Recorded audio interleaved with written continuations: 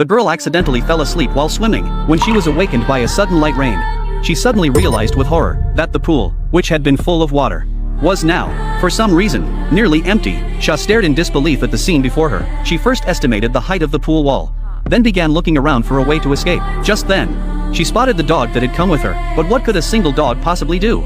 As the rain grew heavier by the minute, she grew increasingly frantic.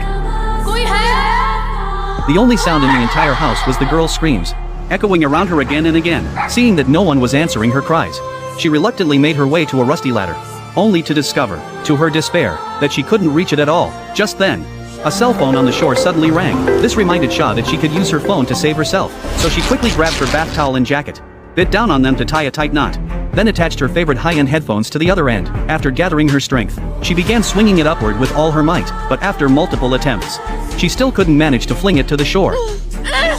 So she began to suspect that the rope simply wasn't long enough, but there was nothing else she could use at the moment. Just then, her eyes fell upon the inflatable float. She quickly deflated it and tied it to the rope. Sure enough, with just a simple, effortless toss, this time the rope easily reached the shore, and, luckily, caught on one of the legs of a wooden bench. Her phone was sitting right on top of the bench. After she pulled on it with all her might, the phone finally fell off. Unfortunately, when she walked over to pick it up, she found the screen had been completely shattered, and was completely unusable. But this little problem was no match for the clever Sha, because she could use Siri to call her boyfriend. But what she never expected was that although the call went through, her boyfriend didn't answer. It turned out his motorcycle had broken down earlier, so he'd gone off alone to fix it. Now that it was fixed, he was on his way to the pool. So to save a little on phone charges, he hung up on her while reaching for her phone.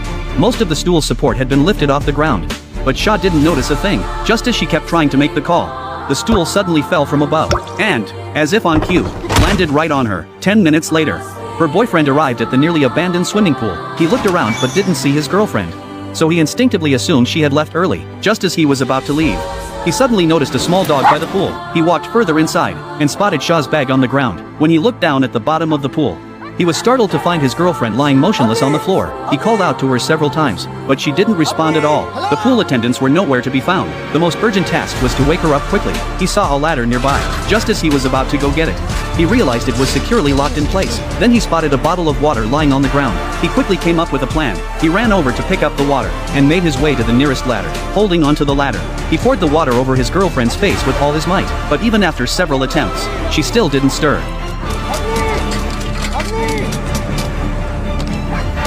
Fortunately, the final splash finally woke his unconscious girlfriend. She opened her eyes and slowly sat up. The boyfriend wanted to know what had just happened, so he kept asking her questions. But by then, danger was already creeping up on them. In the middle of their conversation, the screws on